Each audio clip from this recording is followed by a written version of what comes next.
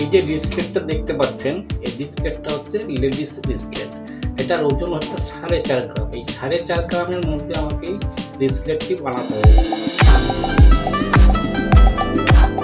এই রিসলেটটি বানানোর জন্য আমরা কি করেছি না, প্রথমে আমরা সোনাকে গালিয়ে নিয়েছি। সোনাটিকে গালিয়ে নেওয়ার পরে আমরা ঢালনিতে ঢেলে নিলাম। এরপর আমরা বানাবো মোটা তার, এবং মোটা তার বানানোর পর আমরা সেটাকে পিসগুলোকে ভেজে নেব। মোটা তার বানানোর পর আমরা তারটাকে একটু চটে নিয়েছি, হালকা চটে নিয়েছি, অর্থাৎ চ্যাপটা করে নিয়েছি। চ্যাপটা করে নেওয়ার পর আমরা পিসের সাইজ অনুযায়ী পিসগুলোকে ভেজে নিয়েছি। এবার আমরা একটু সোল্ডারিং করব, জয়েন করে নেব। জয়েন করে নেওয়ার পর আমরা এগুলোকে শেপ নিয়ে আসবো। তারের মধ্যে ভরে দিয়ে, দুটো সলাইয়ের মধ্যে ভরে দিয়ে এটি চিপে শেপটা নিয়ে চলে আসছে।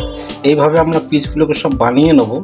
এই পিসগুলোকে বানানো হয়ে যাওয়ার পরে আমরা এগুলোকে সাজাবো। আমরা পিসগুলো এইভাবে বানাচ্ছি, আবার একটা পিসকে বানিয়ে দেখাচ্ছি। এইভাবে আমরা পিসগুলোকে বানাচ্ছি। এই পিসগুলো এইভাবে বানাচ্ছি। এই যে তারগুলো ছাটা আছে, তারগুলোকে ভাঁজ করে এইভাবে পিসগুলোকে বানাচ্ছি। কোনোটা বড়, কোনোটা ছোট, এইভাবে আমরা পিসগুলোকে বানিয়ে নিয়েছি। বানিয়ে নেওয়ার পরে এগুলোকে আমরা শেপ নিয়ে আসছি, যাতে সবগুলো থিকনেস একই রকম থাকে, অর্থাৎ মাঝের গ্যাপটা যেন একই থাকে। এইভাবে আমরা মোম প্লেটের উপর একটা দাগ দিল সোজা হওয়ার জন্য। এইভাবে আমরা সাজিয়ে নিচ্ছি। আমরা প্রথমে দুটো টোপা দিচ্ছি। টোপা দেওয়ার পরে আমরা সাইডে ভাজা পিসগুলোকে বসাবো। এভাবে আমরা ভাজা পিসগুলোকে বসাবো। এভাবে আমরা একটা একটা করে পিসগুলোকে বসিয়ে নেব। বসিয়ে নেওয়ার পরে আমরা আমাদের কাজ থেকে এগিয়ে নিচ্ছি। আমরা দেখতে থাকুন, আমরা এইভাবে পিসগুলোকে বসাচ্ছি। এই যে পিসগুলো ভেজে নিয়েছি, ছোট বড় যেখানে যেরকম লাগবে সেই অনুযায়ী এইভাবে আমরা পিসগুলোকে একটার সাথে একটাকে অ্যাটাচ করে বসাবো, যাতে আমার এটা অ্যাকচুয়াল কবজার মতো যাতে খেলে, তার জন্য মাঝে একটা করে তার বসাবো। পুরোটাই ভিডিওর মধ্যে থাকছে, আপনারা ভিডিওটাকে দেখতে থাকুন। এইভাবে আমরা পুরো সাজিয়ে নিচ্ছি। এইভাবে আমরা পুরোটাকে সাজিয়ে নিচ্ছি।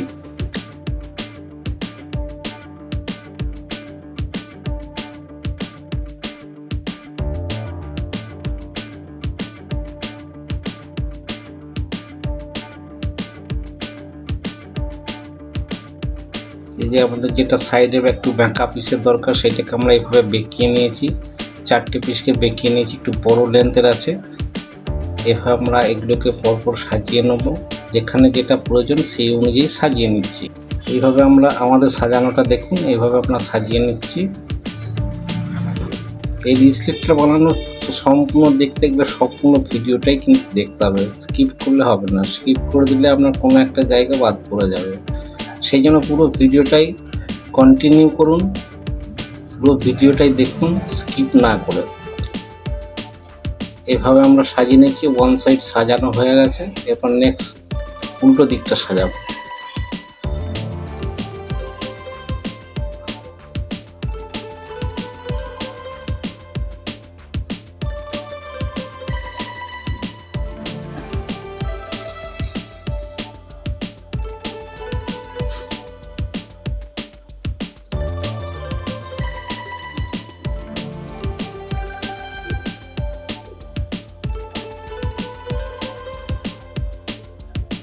এরপরে আমরা তারটাকে সোজা করে নিচ্ছি। এই তারগুলো প্রত্যেকটা পিসের যাতে খিলেনের মতো কাজ করে, অর্থাৎ কবজার মতো কাজ করে, তার জন্য প্রত্যেকটা পিসের মাঝে আমরা এটাকে ঢোকাবো। তারগুলোকে সমান করে কেটে নিচ্ছি একটা নির্দিষ্ট মতে।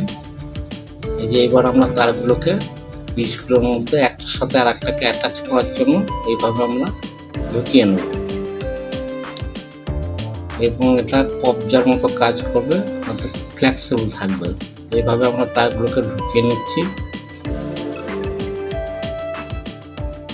আমাদের টোটাল তারগুলো ঢোকানো হয়ে গেছে। এরপর আমরা প্লাস্টার ঢেলে নেব। প্লাস্টার ঢেলে নিয়ে এইগুলোকে, এই তারগুলোকে গছালাম, এই তারগুলোকে আমরা সোল্ডারিং করব। আমরা প্লাস্টারটাকে গুলে নিচ্ছি। প্লাস্টারটাকে গুলে নেওয়ার পরে আমরা প্লাস্টার ঢেলে দিচ্ছি। এই প্লাস্টারটা 10-15 মিনিটের মধ্যে জমে যাবে। জমে যাওয়ার পর আমরা এই প্লাস্টার থেকে তুলে এটা ঝাড়বো, অর্থাৎ সোল্ডারিং করব। এই যে আমরা প্লাস্টারটা উঠিয়ে নিয়েছি এবং পরিষ্কার করে নিচ্ছি, যাতে সোল্ডারিং করার সময় যে জায়গাগুলোতে আমরা সোল্ডারিং করব সেই জায়গাগুলোতে যেন আমার কোনো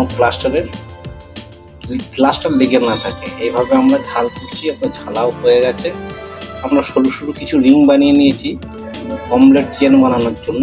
সেই অমলেট চেন বানানোর জন্য রিংও বানিয়ে রেখেছি, ওগুলোকে অমলেট চেন বানাবো। এবং এই যে সাইডের যে তারগুলো বেরিয়ে আছে এইগুলোকে আমরা কেটে নিচ্ছি, কেটে আমরা সমান করে নেবো। বাকিটা আমার ডায়মন্ড কাটিংয়ে সমান হয়ে যাবে।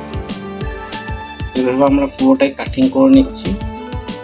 কাটিং হয়ে গেছে, কাটিং করানো হয়ে গেছে। এবার আমরা অমলেট চেনটাকে একটু বানিয়ে নিই।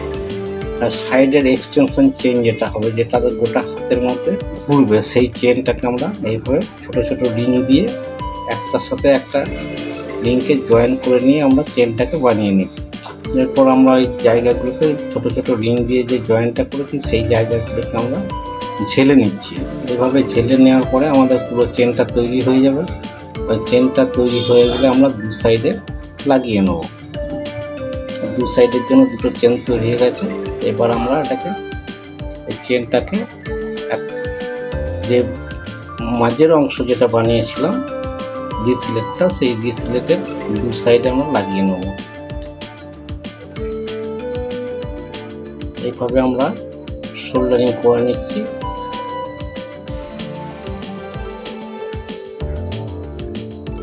আমরা বোথ সাইডে সোল্ডারিং করে নেব। এক সাইডের চেনটা একটু বড় থাকবে, একটা ছোট থাকবে। এই যে আমাদের ব্রেসলেটটা হয়ে গেছে, এই যে হাতে পুরো দেখে নিচ্ছি। এরপর আমাদের লাগবে একটা হুক লাগানোর জন্য একটা তার লাগাতে হবে। এই তার লাগানো হয়ে যাওয়ার পর আমরা এটাকে পরিষ্কার করে নিয়ে আমরা ডায়মন্ড কাটিং করছি। এই যে ডায়মন্ড কাটিং করছি, ডায়মন্ড কাটিং হয়ে গেলে এটা জেল্লা হবে। তারপর আমরা এটাকে ফিনিশ করে নেব। ডায়মন্ড কাটিং হয়ে গেছে, এই যে হাতের মধ্যে দিয়ে দেখে নিচ্ছি। এই পুরো মালটা আমার ফিনিশ হয়ে চলে এসছে, কমপ্লিট হয়ে গেছে।